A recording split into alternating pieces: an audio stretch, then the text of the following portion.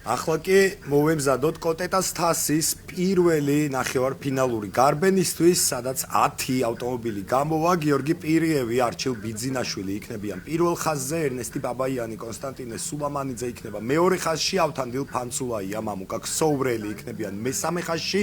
გიორგი ებრალიძე, ჯაბა ლაბაძე მეოთხე ხაზი, ხოლო ბორის ღურცკაია და რომა ალავარდოვი იქნებიან მეხუთე ხაზში. ახლა კი უკვე მზად არის ყველაფერი სტარტისთვის და ნახოთ რომელი მათგანი დაძრავს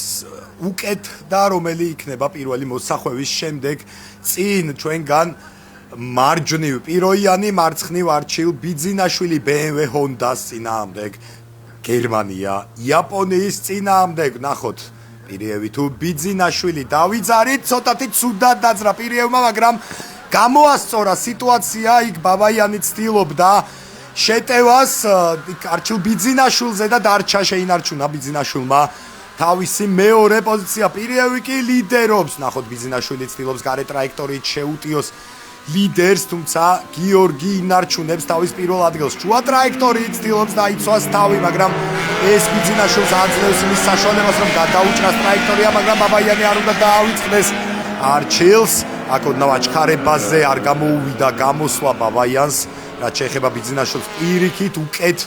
აჩქარდა და ვნახოთ პირველი წრე სრულდება სადაც გიორგი პირიევი ლიდერობს ბიძინაშვილი მეორე ბაბაიანი მესამე ხოლო სულამანიძე არის კონსტანტინე მეოთხე პოზიციაზე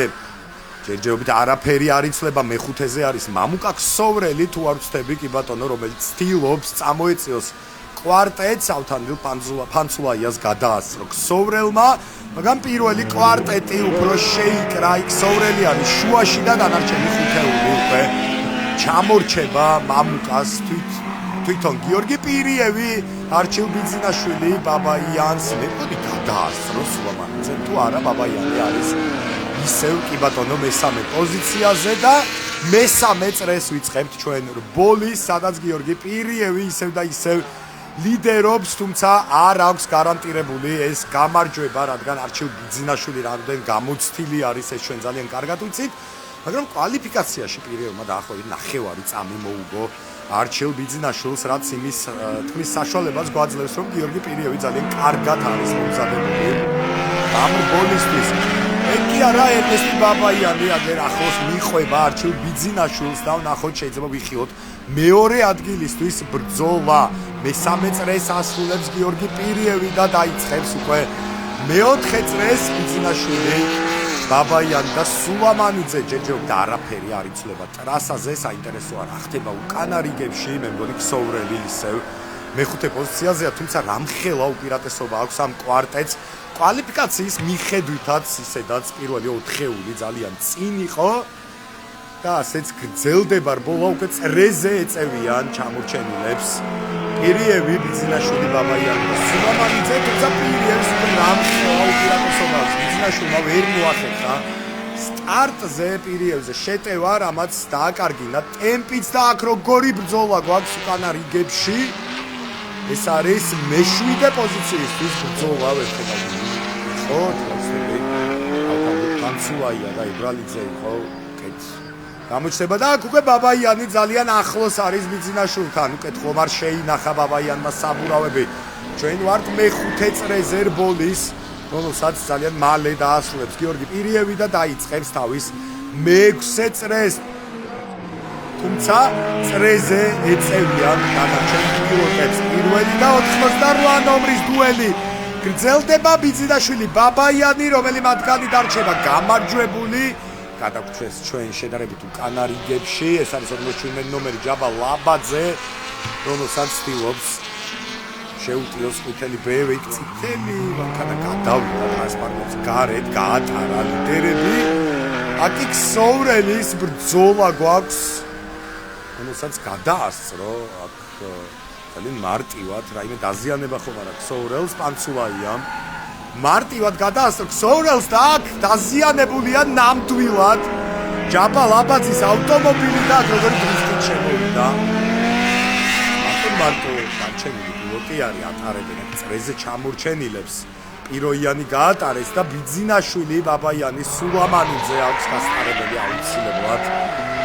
9 ნომერი სულამანიძე, რომელიც დრიფტით გაიარა თავისი მოსახვევი და წრეზე ჩამორჩენილებს გადაასწრეს აქ ონოჩუნებ ნომერსაც ჯაბა ლაბაძესაც აქ როგორი დრიფტით და ლამაზად მოძრაობს სულამანიძე ტრასაზე, რომელიც მეოთხე პოზიციაზეა და ალბათ დაკარგა პოდიუმის შანსი, რადგან პირიევი ძალიან დამაჯერებლად ლიდერობს და ბიძინაშვილი ბაბაიანის ბრძოლა მიმდინარეობს. მეორე ადგილისთვის ეს მამუკა ქსოვრელი